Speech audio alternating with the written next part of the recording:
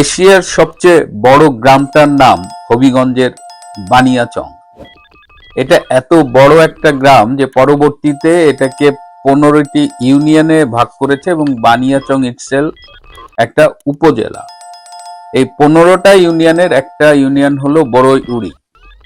এই বড়ইউড়ি ইউনিয়ন পরিষদের নির্বাচিত চেয়ারম্যান হলেন ফরিদ আহমেদ এবং এই ইউনিয়নের আওয়ামী লীগের সভাপতিও ফরিদ আহমেদ। ডক্টর ইউনূসের ইন্টারিম গভর্নমেন্টের আমলে এই ফরিদ আহমেদ গ্রেপ্তার হয়ে কারাগারে ছিলেন এবং তিনি সম্প্রতি মুক্তি পেয়েছেন। জামিনে মুক্তি পেয়ে তিনি যখন গ্রামে ফিরেছেন, হাজার হাজার লোক এসেছিল তাকে দেখতে। মানে তুমুল জনপ্রিয় এই ফরিদ আহমেদ, এবং তিনি তো নির্বাচিত চেয়ারম্যান, কিন্তু শুধু জনপ্রিয়তার কারণেই নয়, মানে যে পরিমাণ লোক তাকে দেখতে এসেছিল সেটা নাকি অভাবনীয়।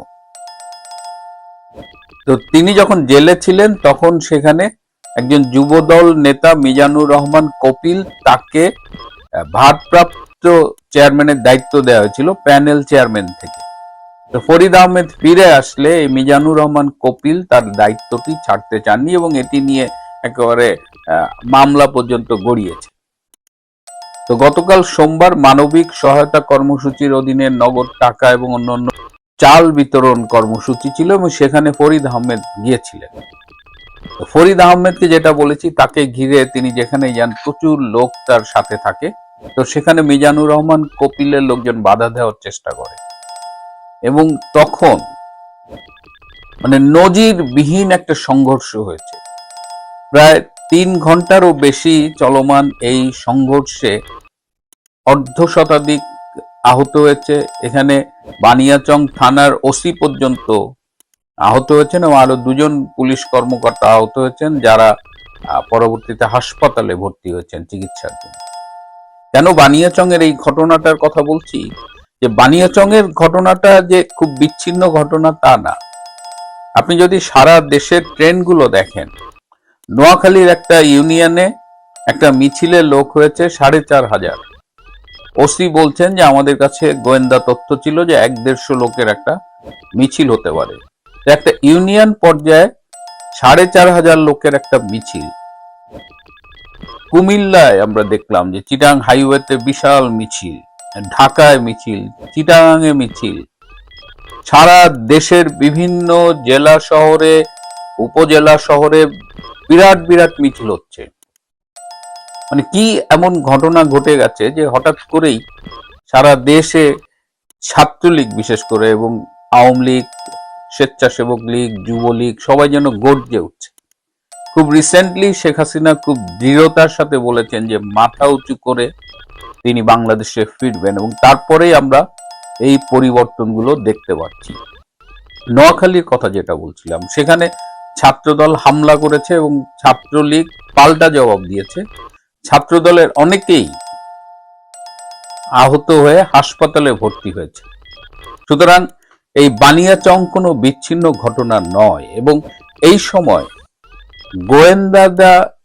সরকারি গোয়েন্দা সংস্থা যে রিপোর্টটি সরকারের কাছে দিয়েছে সেটি হলো যে সারা বাংলাদেশের মাঠ এখন আওয়ামী লীগের দখলে। সেপ্টেম্বরে স্থানীয় সরকার নির্বাচন হবার একটা কথা ছিল, সেটি আবার 1 মাস পেছানো হয়েছে। এখন বলা হচ্ছে যে অক্টোবরে স্থানীয় সরকার নির্বাচন হবে। তো সেই প্রেক্ষিতে গোয়েন্দারা রিপোর্ট দিয়েছে যে বর্তমানে মাঠের যে অবস্থা, তাতে যে কোনো সুষ্ঠু নির্বাচনে হলে আওয়ামী লীগের জয় অনিবার্য, এবং মাঠে যেখানেই যায় সব আওয়ামী লীগের সমর্থক। একটা মিছিলের ছবি দেখলাম যে সেই মিছিল করছে এবং তার পাশে রাস্তার দুপাশে লোকজন দাঁড়িয়ে সেই মিছিলের প্রতি তাদের সমর্থন জানাচ্ছে। তাহলে মিছিলে যদি আমরা 1000 লোক দেখি, তো রাস্তায় যে আরো 3-4 হাজার লোক থাকে তারা সেই মিছিলের প্রতি সংহতি প্রকাশ করছে। এই গোয়েন্দা রিপোর্ট পাওয়ার পরে সরকারের কিন্তু মানে কপালে ভাঁজ পড়েছে, কারণ তারা এতগুলো আসনে জিতলো, যদিও সেটা আর রাতের নির্বাচন বলা হয় না, এখন বলা হয় সন্ধ্যা রাতের নির্বাচন। মানে আগের দিন সন্ধ্যার থেকেই ভোট দেওয়া শুরু হয়েছিল, এবং সেই কারচুপির নির্বাচনের পরে এত দমন নির্যাতন চালানোর পরেও কিন্তু সরকার কোনো অবস্থাতেই আওয়ামী লীগকে দমিয়ে রাখতে পারছে না, এবং সারা দেশের মানুষ এখন সংখ্যাগরিষ্ঠ মানুষ আওয়ামী লীগের সমর্থনে দাঁড়িয়ে গেছে, এবং ছাত্রলীগ, যুবলীগ, আওয়ামী লীগ, স্বেচ্ছাসেবক লীগ এবং অন্যান্য যারা আছেন তারা মোটামুটি দেখা যাচ্ছে যে অনেকটা নির্ভীক অবস্থায় নেমে গেছে, যে যা হয় হবে। আর আজকে মিডিয়ায় দেখলাম যে তারেক রহমান সরকারের তথ্য উপদেষ্টা ডক্টর জাহেদ, তিনি এই স্থানীয় সরকার পরিষদের নির্বাচন নিয়ে কথা বলছেন এবং সাংবাদিকদের প্রশ্নের জবাবে বলেছেন যে আওয়ামী লীগের কার্যক্রম নিষিদ্ধ, কিন্তু দলটা তো নিষিদ্ধ না, এবং আওয়ামী লীগের যে কেউ ব্যক্তি হিসেবে এই স্থানীয় সরকার নির্বাচনে অংশগ্রহণ করতে পারবেন।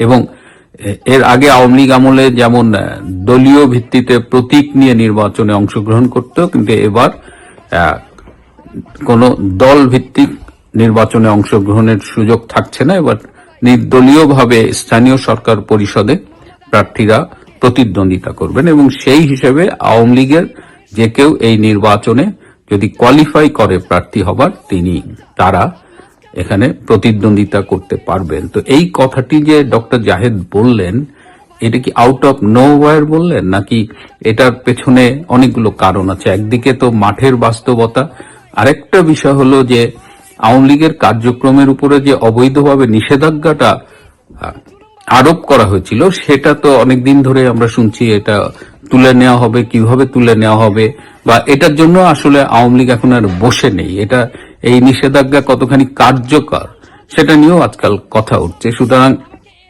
আমি অবাক হব না যদি এটা দেখি যে এই নির্বাচনে অংশগ্রহণ এবং এরই ধারাবাহিকতায় আওয়ামী লীগের উপরে যে কার্যক্রমের উপরে যে নিষেধাজ্ঞা, সেটিও প্রত্যাহার করে নেওয়া হয়। এবং এই প্রত্যাহারের বিষয়ে জাতীয় এবং আন্তর্জাতিকভাবে কিন্তু তারেক রহমান সরকারের উপরে একটা বিশাল চাপ আছে।